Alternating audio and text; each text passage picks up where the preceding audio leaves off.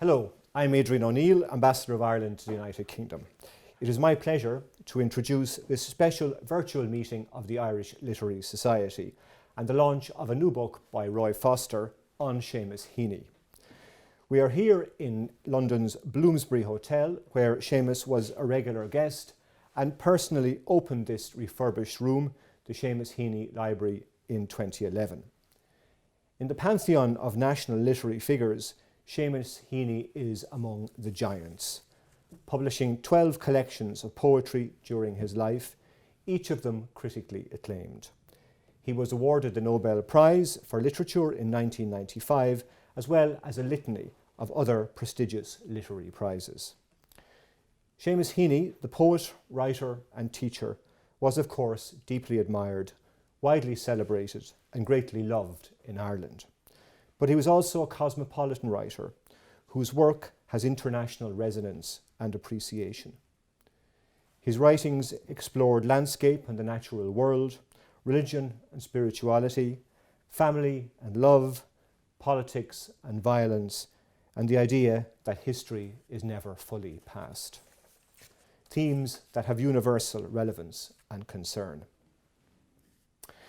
When Seamus died 7 years ago, Ireland and all of those who live literature across the world mourned his loss. As Roy writes in the new book, the sense of a great tree falling, leaving a sense of silence and emptiness behind, was palpable.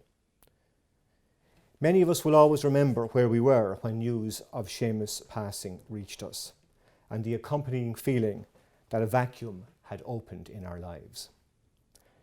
And yet, since his death, interest in Seamus' life and appreciation for his work have never been greater, and indeed his poetry has never been quoted as much. This is due in no small part to the devotion and generosity of his family, including his wife Mary and his daughter Catherine, who will very soon be in conversation with Roy. The recent Faber anthology of the family's favourite 100 poems is an elegant volume to discreetly carry and cherish. I understand the selection of these poems followed intensive negotiation within the family and required some deft diplomacy to conclude. There is no one better qualified to have written this book on Seamus Heaney. Roy Foster is both an eminent historian and a distinguished literary biographer. Professor of Irish History and Literature at Queen Mary University in London and Emeritus Professor of Irish History at the University of Oxford, he has written many acclaimed works of Irish history, as well as the definitive biography of William Butler Yeats. He therefore comes to the task of interpreting Seamus Heaney with great credentials and an equal measure of courage. His newly published book on Seamus Heaney draws on previously unpublished material.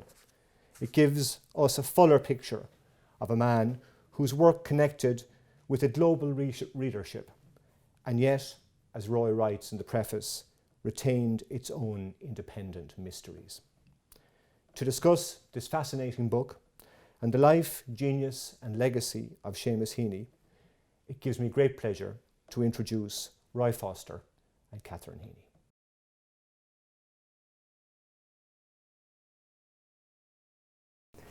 The book came to find me in a way because I'd written something about Seamus after he died in The Observer, and the editor of the Princeton series Writers on Writers saw it and liked it and got in touch with me about doing a volume in the series on Seamus Heaney. The other volume I knew in that series was Colm Tóibín's book on Elizabeth Bishop, which is a very thematic study of a poet by a creative writer.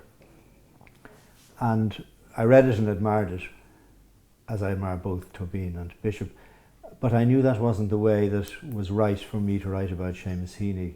How Seamus Heaney affected me, or what he meant to me, didn't seem appropriate.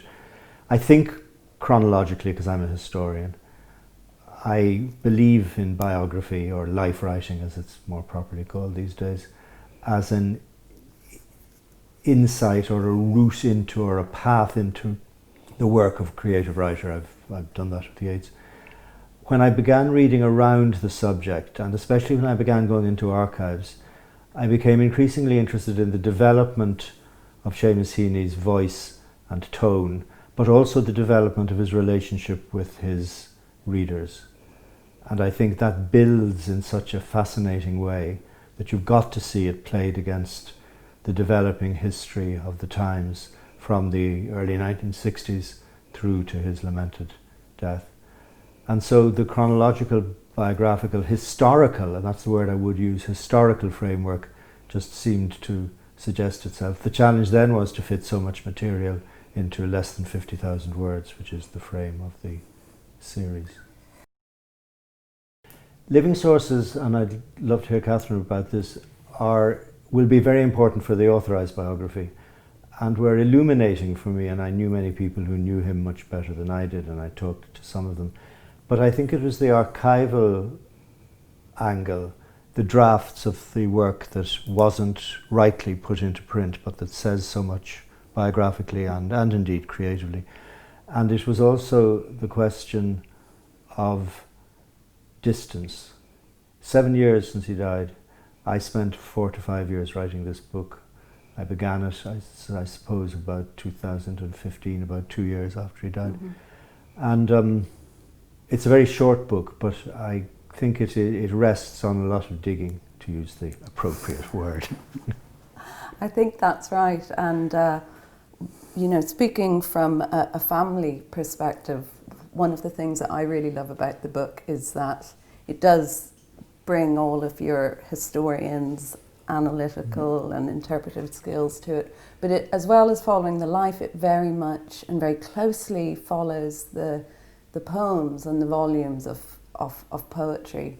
And I think the way you sort of map the details of the life into the work itself is incredibly valuable, and is something certainly that from the family's perspective I think that we really appreciated.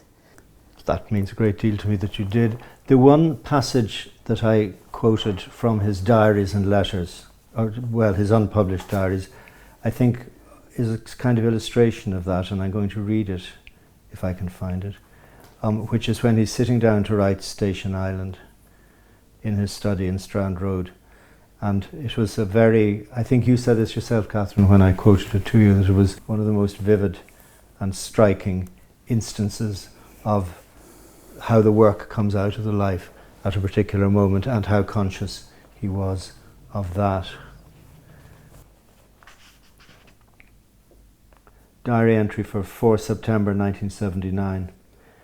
This morning the sea was bright with sunlight, the tide was into the Strand. Catherine was off to school again for the first time since America, Mary off with her, the boys away to Conleth's.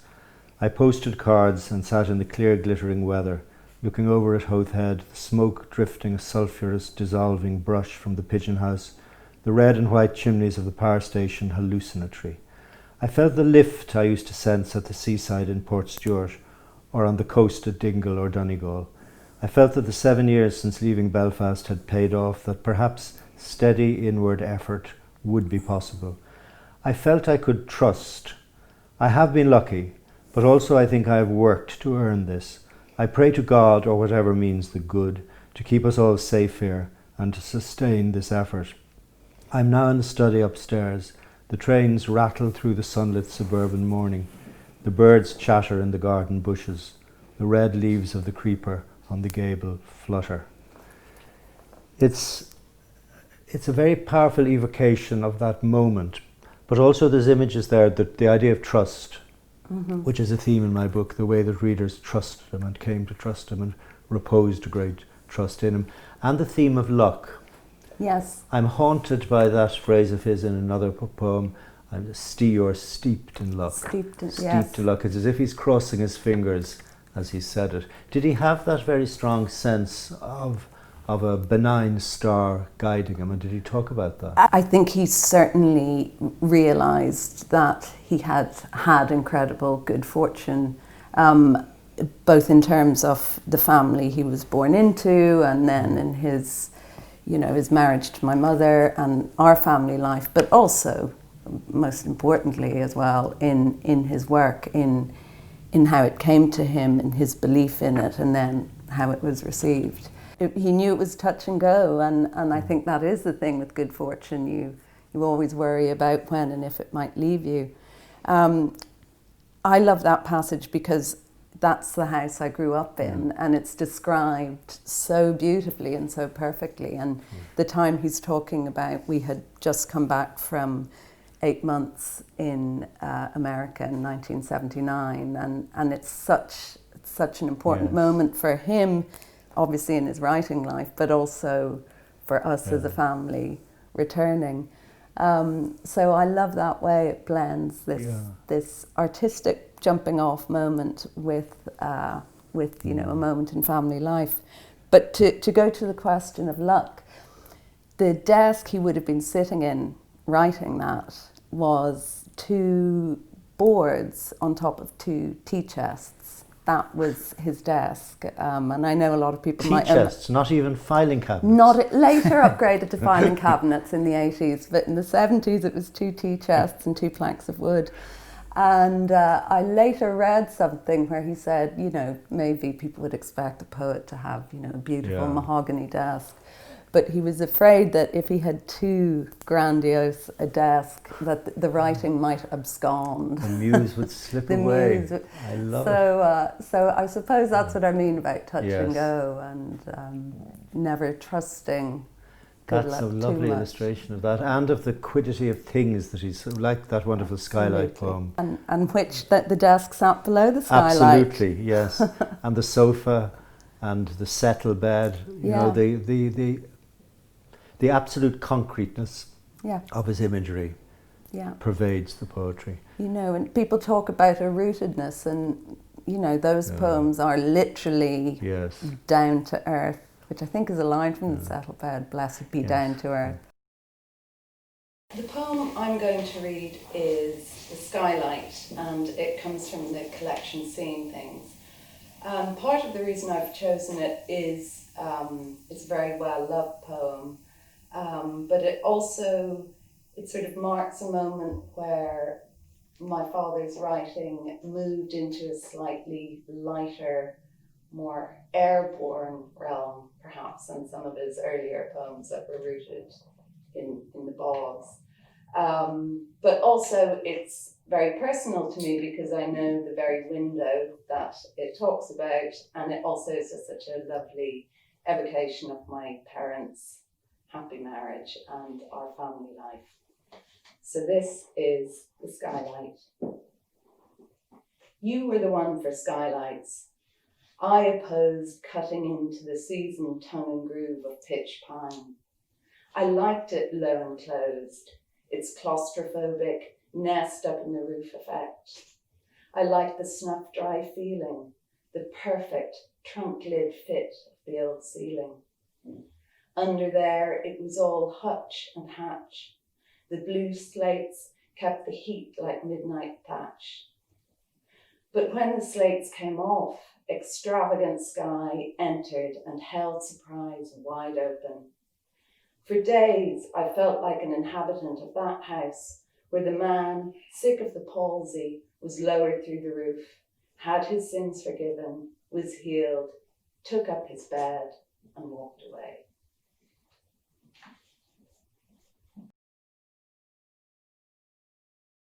That passage about sitting in Strand Road beginning Station Island as well makes one long for an autobiography that he never wrote. But Stepping Stones is a kind of crafted transactional autobiography, wouldn't you think, or would you? Absolutely. I think the brilliant thing about Stepping Stones is that I don't think Dad would have sat down and given that much time to that exercise, but it took someone with the sort of incisiveness and, I might say, persistence of Dennis O'Driscoll to keep coming at Dad with these questions. Do you remember how it was done? Did emails come zinging in? Did the phone go and it was Dennis O'Driscoll again asking a question? No, I think what suited them both very well. First of all, Dad didn't do email. He was so assailed by different forms of correspondence that he drew the line. with email. His assistant had an email address, and he would occasionally furtively check it, but no. I think how it worked, because the interviews were done over a number of years, Dennis would send him a sheaf of questions, and Dad would, you know, as you so brilliantly observe in the book, he would sort of probably write answers one day on a plane, one day in the attic, one day in Glanmore. So, that's how it came about. Because it is a mother lode of material. Oh, I mean, and the way he talks about his own poems as well as his own life, and he allows himself some asperity about some of his more obtuse critics as well. Yes. Which, in the normal course of events, I don't know if you'd agree, I think he empowered himself by a wonderful benign distance from all that squalid backstabbing stuff. I think you handle that with incredible deftness in the book, both what came at him and how he handled it. And yes, I think he tried to keep his distance from it. He didn't ignore it. He knew it was there, and but it must be said, relatively little. You know. But I wish, like you, I sort of sometimes wish he'd written a memoir, more that he had shaped himself. But I don't know if he'd ever truthfully have made the time for that. No, he gestures towards it in crediting poetry, his wonderful Nobel acceptance speech, which begins with a memoir of it, with a memory of his childhood, which is extraordinarily realised and deft and moving. It's a terrific bit of prose as well as a wonderful lecture crediting poetry. Yeah. Well, for me also, the sign probably of a very happy family life was that we didn't sit down and talk about, tell me about, how you wrote a certain poem. It was a very normal family life. But having the archives of letters and having people who go into those archives and bring out these treasures is incredibly valuable. Yes. And seeing things, I get an insight into my father, the poet, that wouldn't have come up in the run of everyday life. No, and that brings up the question of the poems he didn't publish. I was very struck by some of the earlier poems in the late 60s about civil rights marches, about Ulster politics, which is full of Swiftian imagery of blocked bowels and enemas, and it's almost the opposite of what you think a Seamus Heaney poem is. It's also very rough. It's clearly an early draft, and he wasn't going to go on with it, but he's getting something out of himself. There's a long poem about going off on a civil rights march and looking back at his father. It's more like a rough draft of a very, at that point, clumsy autobiographical poem, and it never, so far as I know, went anywhere. But that's what going into the archives gave me, among other things, was a sense of the anger and the roughness of some of the early what lay behind some of the early poetry, and a letter to somebody, and I don't know who it's to, and I've tried to find out. There's a scrap of a letter in Emery defending himself as a poet from a Catholic background, nationalist background, but not going to be made speak for the tribe. And he says, I do write political poetry. I am in a political position. If you're called, and this sort of anticipates, whatever you say nothing. If you're called Seamus, it's perfectly clear who and where you are. Yeah. I've written for the commander of the Allies. I've written at a potato digging. Yes. I've done this. I am a political poet. Yeah. For me, politics and history are inseparable. It's an amazing letter. And that actually, to go back to Gavin's question, was one of the points at which I knew I had to write it chronologically and historically, because I thought that's a man forming his opinions, defending them, coming into a situation where he's going to be attacked from various sides for not being committed enough. And he knows exactly the path to tread. It's long before the Joyce ghost speaks to him in Station Island, but it anticipates that. Yeah. Well, this is also, to go back to what I was saying, because I'm not a scholar of my father's work, and I haven't spent that time in the archives. And so to have that brought out and illuminated in the book is illuminating for me, because I'm learning at the same time, which might sound odd for people to think that there are people like Roy who know more about my I don't think that's true, by the way. I think you are a scholar of your father's work. But in that very analytical way of going through the material. So it is as exciting for me to come across these letters and stanzas as it is for people coming to this book for the first time. I think when Christopher Reid gives us the edited correspondence, it's going to be a fascinating book. And it's going to open a lot of people's eyes to aspects of Seamus's development as well as his work. I agree, and I think development is such an important word, and you've just highlighted that there, talking about this early work. I know, from the first reviews of Death of a Naturalist, there is a sense that he sprang fully formed, but no poet does. There's work. Not. There's a lot of work and improving on early work and setting aside things that don't work. Yes. And I remember hearing you and the poet Bona Groark have a great discussion about a section of a poem that had been included, and then that was the flight path. It was in the flight path, which touches on exactly what you're talking about when he's asked, when are you going to write something for us? That is fascinating, because there was a whole preceding section which is a larky description of a drunken trip to English university and getting drunk on the plane and making a bad joke to the customs officials, and suddenly getting in trouble. The dark state rears its image, and then all smiles cease together. There's a kind of little My Last Duchess actually reference there, I think.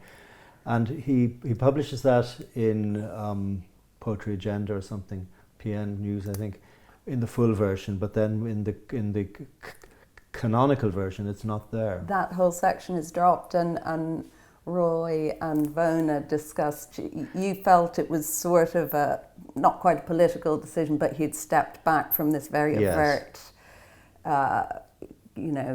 story, and whereas Vona just felt it didn't work as a poem. Yes, it didn't work as a poet. And the poet in him had gone, no. So I love this back and forth. I'd forgotten that, and you're absolutely right, and I thought to myself afterwards, that's why I need to talk to poets much more.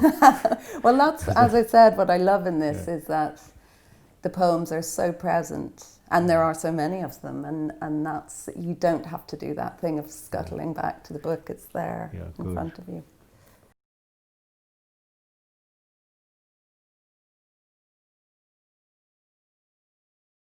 When I look at the very early poems, what strikes me is not that they're the poems of someone developing towards something, but that they're astonishingly accomplished. Bearing in mind that when you look at the archives, you see that they're quarried out of something. But a poem like Personal Helicon, its perfection is quite remarkable. And I think that must have made other poets very early on realize, and I've heard this from many poets, friends of his and not so friends of his, that they knew that he was writing poetry of a different order to them very early on. Well, the assuredness of it, of most of the poems, but certainly a handful in Death of a Naturalist is astonishing. I had a fairly unnerving moment when I was in my mid-20s and I was at home, and Dad said, oh, come here. His office was beside the kitchen. He was going through filing cabinets. Said, oh, come here and look at this. And it was a very early draft of Digging, and it was dated. And Dad and I almost share a birthday. And we figured out, looking at it, that I was at that moment exactly the age he was when he'd written it. And I hadn't written Digging, let's just say, at that point in my life. Nor have I yet. But nobody has. But no, I agree. It is, as much as I'm saying it's great to see the development. It is astonishing what arrived so early and with such force and such authority. Catherine said earlier that he knew he was lucky in his family, both the family he made and the family he came from. And this is more properly the job of his real biographer who will be Fintan O'Toole. But I have a very strong sense that he was an incredibly favoured and adored child. You get that sense very much, that they knew, his parents and his aunt knew that they had this special child, and that he grew up surrounded by that kind of love and support. Would that be right? I think that's right. I think what's interesting about it, certainly in the case of his father, is that that love was unspoken, Yes. not expressed in a way that today we would expect it to be. I think it was there, but his father had a very sad childhood and lost half of his family and his parents to TB, and was brought up by two bachelor uncles, my father's father. I don't think I knew that. Yeah, so this whole, you know, the reticent man, I think probably we would now say it comes from a trauma, or, you know, also I imagine two bachelor cattle farming uncles in the 1910s wasn't the most touchy-feely household. So that my grandfather becomes this quite grave, you know, loving, benign but silent figure is and Seamus all his life, and especially towards the end of his life even, he's reaching back to him. Absolutely. And that's what that wonderful poem album is about. Precisely. And then there are those other sweet, sweet, poignant poems like The Harvest Bow, of course, which touches on the same thing. And I think also that it was incredibly close and incredibly loving. And both my grandparents were alive until I was 12, and they were a huge part of our life, and that was all there. But, you know, there was also the point at which he went to St. Columb's, when he talks about, and it's in the poem The Conway Stewart as well, where he sort of is moving off into a different place, going to boarding school, leaving the family home, but also going to a place that his parents didn't and wouldn't follow him. Alphabet is like that as well. Absolutely. The grades of knowledge that he's proceeding through, but it all comes back to the gable end of the house and the described figure on it. Letter by strange letter. Yeah. I love that. Yeah. And that's, you know, I marvel as much as anyone else at how he manages to do that in his poem, that he will take you to somewhere completely different, and then like a sort of camera zooming in draws you right back to where you began. You know, never more so than in that poem with even a spaceman. Yeah, exactly. It sort of goes from the astronaut's view of the Earth to the first letters.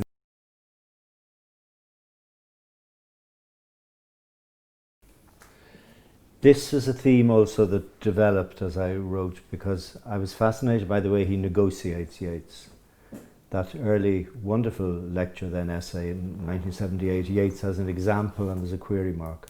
After that, the query drops away as he comes to terms more and more with Yeats. He also says, interestingly, that Yeats is part of his Californian induction through Tom Flanagan and Robert Tracy and people into the great Irish literary tradition. Previously it's been Gerard Manley Hopkins, it's been Patrick Kavanagh, because Michael McClaverty introduced him to him. And actually Personal Helicon is such a Kavanagh poem. But Yeats then becomes this looming figure over his shoulder in a sense, and the Nobel clinches that, and he writes so well about Yeats in Crediting Poetry, or speaks so well. It's his great lecture receiving the Nobel. A greater lecture than Yeats's receiving the Nobel is far more adequate to the occasion, I think. But he ends with Yeats's Meditations in time of civil war, and Yeats and Heaney writing against the backgrounds of, so to speak, civil war is another parallel that struck me more and more strongly. He had a kind of affection for Yeats as well, because I did talk to him about Yeats, especially when I was writing the biography a bit. And rather like Auden, you know, you were silly like us, but your gift survived it all. I think he saw him like that. At the same time, and I'd love to hear from Catherine about this, one thing that struck me increasingly, in reading Stepping Stones, it's there too, is the ease that Seamus had with the sense of another world. Even though he's left his childhood religion behind, he speaks of having prophetic dreams once or twice in the Dennis O'Driscoll talks. He is accessing the spirit level in more ways than one, very, very strongly, and that's kind of Yeatsian as well. He talks to the dead in the way that Yeats does. Yes, I think that's true, but maybe in a more sort of matter-of-fact, more almost chatty way. Yes, yeah. I mean, I think, and again, this is the sort of thing that I've learned from reading rather than discussions I had with Dad. But you know, that upbringing in the Catholic tradition gave him a very strong sense of something else. Yeah. And even if that something else diverged from, you know, a strict Catholic religion or doctrine, it certainly remained present. Well, Station Island is a pilgrimage. He's on a pilgrimage. Yes. For all his scepticism. Yes. To go to the other part of Gavin's question, the thing of being a national poet, which he handled with such consummate grace and lack of pretension, but which was pushed at him endlessly, especially after the Nobel. And he was mourned when he died as a great national figure who emblematized something about Ireland. The way that I treated that in my conclusion was that he was, rather like Yeats, tracking the development of Ireland, in a sense, in his life, at a moment when, in Yeats's case, independence was coming, but also coming in a very traumatic way. In Seamus's case also, he's reflecting the life of the country, and I mean the whole country, because one of the great things about him as an Irish figure is that he's north-south. He is. At Finton, I saw once called him a great bedeviler of borders. Very good. Very Heaney phrase. Yes, actually, yeah. indeed. He was definitely a poet of all parts of the island. I mean, I think one of the things we can pride ourselves on in Ireland is we don't have a poet laureate, because I think it's a disastrous idea, and there are many examples of how disastrously it can work out. But we do have national poets, and I think it's something about the position of an intellectual in Irish life, which, as in Poland or in France or in Russia even, it's totally different to the position of the despised intellectual in English life. Absolutely, and the esteem and respect and love almost in which we hold our poets in Ireland. And I was glad you mentioned it in the book. To me, that really came home, you know, even though we were shell-shocked and devastated by his death, that moment 2 days later in Croke Park when 80,000 sports fans clapped for 2 minutes was almost the most profoundly moving thing of all. Oh, it was extraordinary. And it said in as much about Ireland, I felt, as it and Ireland's relationship to its poets as it did about Dad. Although I have to say, I think the final chapter of this book really brings me to tears every time. But in the best kind of way, you know. Yes, you come at this as a historian, but there's such warmth and humanity in it too, and the way you talk about that is absolutely, it strikes exactly the right note. How did he handle the burden of recognition in the street, so to speak? Because he looked like nobody else, you know. He could be nobody else. And so he must have been recognised constantly and constantly and constantly. He was, and by and large, I don't think it bothered him that much, because he was, as you know, a sociable, warm, gracious person. I mean, I think there were times when it probably was a bit irksome, or, you know, the times I remember him feeling, you know, oppressed by it was maybe just trying to make his getaway after a reading or something like that. But again, going back to the question of good fortune, he didn't ever complain about it. I remember him, one of the few times he commented on it, and I think he was really tickled by this, was that he'd been walking down the street in Dublin, and a sort of young fella was walking past with his girlfriend, and Dad just overheard him say, "There's your man." and Dad sort of knew that he didn't quite know who he was, but he knew him. So I love that story. It's very Sweeney, actually. There's your man, flitting by. Yes, exactly.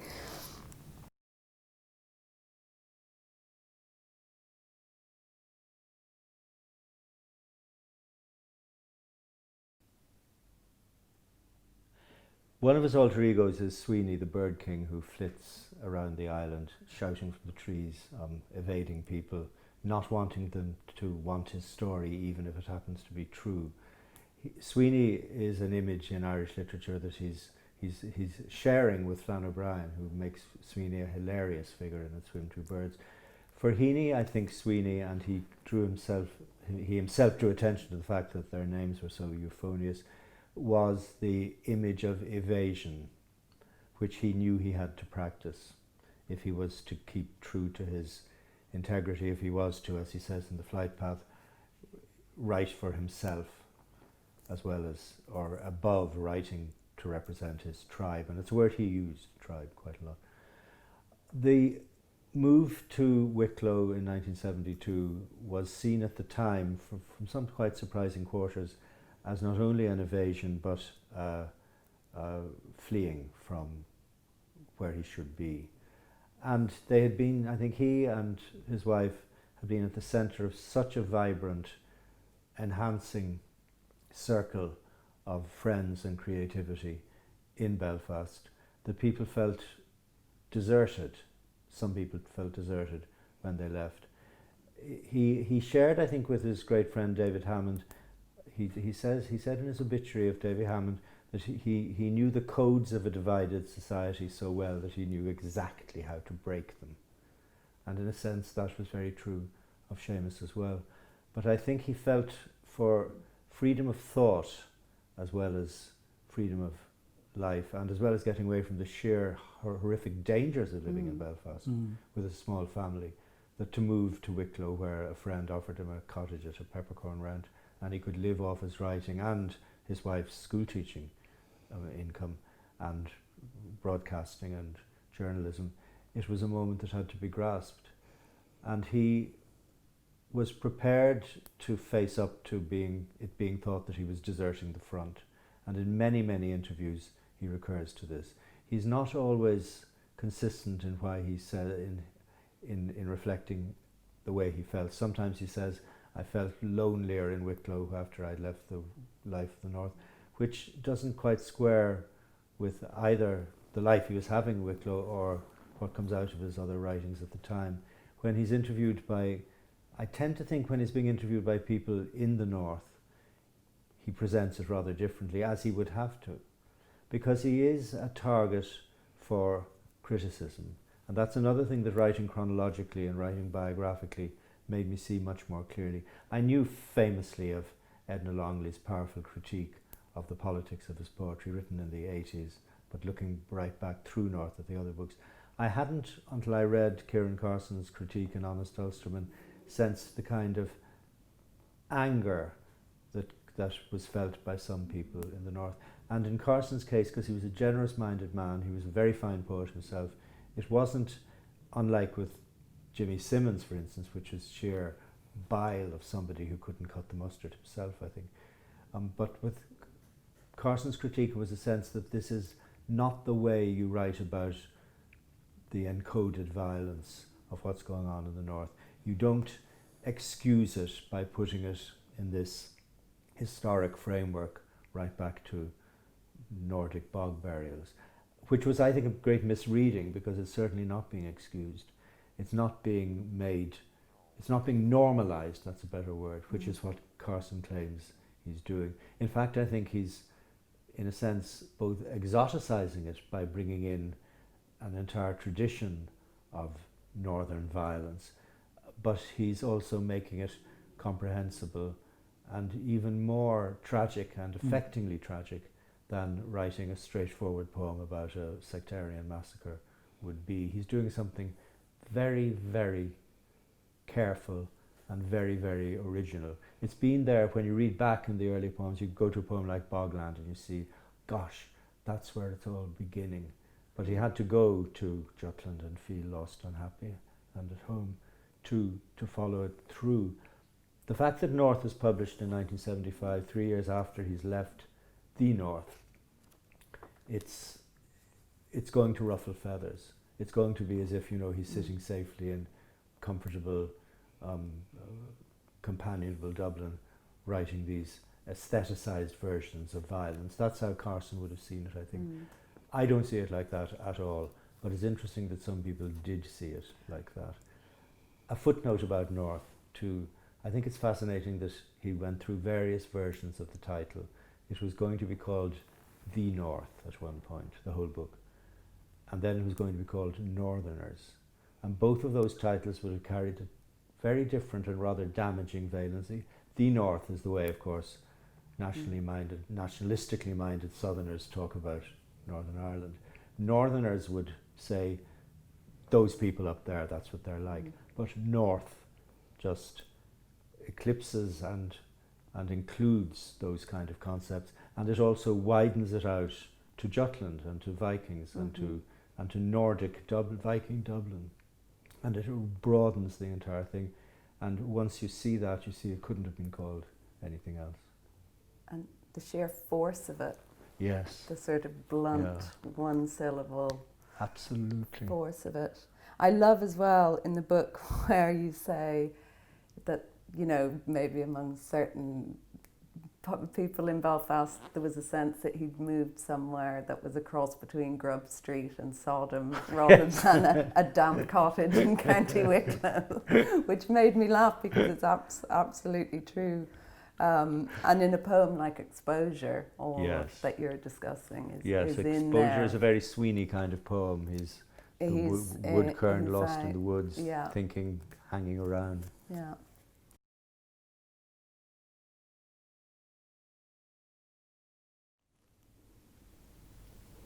Seamus Heaney was educated in the great poetic tradition of English poets as well as Irish poets, and his first, I think, great thrill of poetry was reading Gerard Manley Hopkins, for instance, who I know has an Irish dimension to him but is a very English poet. Wordsworth meant an immense amount to him. Clare, Blake perhaps less so, but the great tradition of English romantic poetry is instinct in him, and he admired Wordsworth's amplitude, the way he could speak for constituencies as well as for himself, the way that he could deploy autobiography in his poetry, and of course his great nature poetry as well. And this stays with Heaney, I think, throughout his life. He's also keen to, I can't remember the exact phrase, but he says, referring to one of his early books, he wanted to make the English muse eat the rough, uncomfortable stuff that they grew in Northern Ireland, sort of feeding it, if you like, a slightly different diet, but it still would be the muse of English, meaning the English language, poetry. In a sense, all this comes together when he's giving the wonderful Oxford lectures in the 1990s, as Professor of Poetry at Oxford, where he ranges through the canon, really, of English and indeed Scottish and Welsh poetry. You know, Dylan Thomas and Hugh MacDiarmid are in there, but so are the great English poets who had meant so much to him, and so always is the Irish aspect. I went to those lectures, and the one that completely electrified me was the lecture on differing approaches to death in Larkin and Yeats, which was, I think, probably the greatest lecture I've ever heard, and was a stunning exploration of thought and style in two very different poets addressing a similar subject. He ends those lectures with the wonderful image of a quincunx of towers in Ireland bringing together north and south in a sort of poetic structure. But he recurs in that to Louis MacNeice, who hadn't meant much to him in his early career but did much later. And I find little echoes of Autumn Journal actually in some of his own poems. And MacNeice was, of course, quintessential Irishman who became almost English but kept that Irish identity, and he was from the north, and he had a kind of distance and angle to the Irish universe which I think enabled him to write fascinatingly about Ireland, sometimes very bitterly about Ireland. And Heaney, I think, copped that completely. So the canon of English poetry, with the Irish inflections that come into the English language from Yeats, from MacNeice, from several others, is central to, I think, what Heaney's enterprise is as well. I think there's also a sort of personal dimension as he later discovers the work of Ted Hughes and becomes Yes. a close friend with Ted Hughes as the years go on, and they edit the Rattlebag together. And so in that way, English poetry becomes part of also his personal life. And one of the lovely resonances of being here in the Bloomsbury today is that it's on the same street as Faber and Faber now is. Back when Dad was first publishing, it would have been a block away on Russell Square. But there's another lovely personal little echo, which is that my parents honeymooned in London and stayed on this very street, on Great Russell Street. It's where their hotel was. So England, London was always a huge part of their life. Yes. And 3 of my mother's sisters live here. And in fact, another poem in which I think he really interrogates, but in a much lighter way, the question of Irishness and Englishness is A Peacock's Feather. Peacock's Feather. Dedicated to my cousin, Daisy Garnett. And in that, I mean, and it's a true story, they went to my cousin's christening in Gloucestershire and didn't have a present, and Mum said, go up and write a poem, and this is where this poem came about, but it sort of references... It references the English pastoral tradition. Absolutely. It also references rather wickedly Yeats. I might as well be in Cool Park. There's a little dig there. Yeah, but there was, you know, from his earliest relationship, with, you know, and 50-year relationship with his publisher here in London, and close friends like Carl Miller and many people, right through to the Oxford lectures. But how wonderful to think that we're sitting very near where he and Mary would have gone into Tottenham Court Road tube station late on their way to the proms, the Albert Hall, and she in the new coat she bought for the honeymoon, and the buttons pop off it. And in that quintessentially beautiful poem, The Underground, he describes the buttons falling off, him running after her, and it's the underground, but it's also the underground. It's Orpheus and Eurydice, and Hansel and Gretel. Yes. It's a terrifically modulated poem, and how nice to think it began on this street. It began on this very street, and ended up in a lamp-lit hallway when the last train is gone. Yeah.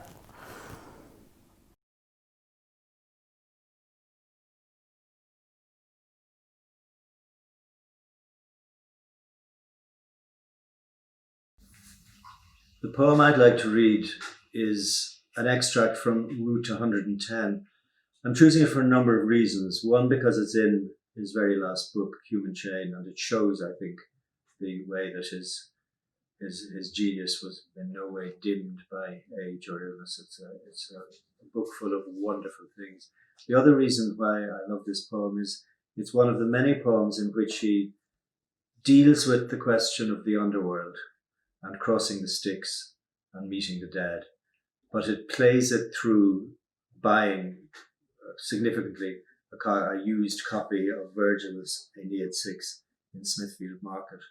And the way that he uses the images of clothes, of travelling, and of eventually crossing into the other world makes it, I think, one of his masterpieces. It's a long poem, and I'm just going to read the first 2 sections.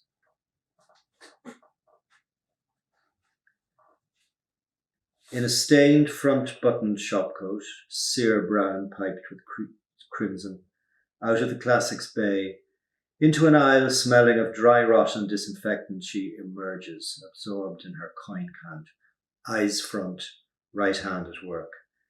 In the slack marsupial vent of her change pocket, thinking what to charge for a used copy of Aeneid 6. Dust breath bestirred in the cubicle mouth, I inhaled as she slid my purchase into a decal-edged brown paper bag. Smithfield Market, Saturdays. The pet shop feted with droppings in the rabbit cages, melodious with canaries, green and gold, but silent now as birdless Lake Avernus. I hurried on, short-cutting to the buses, parrying the crush with my bagged Virgil. Past booths and the jams of booths with their displays of canvas schoolbags, maps, prints, plaster plaques, feather dusters, artificial flowers, then racks of suits and overcoats that swayed when one was tugged from an overcrowded frame, like their owner's shades, close packed on Karen's barge.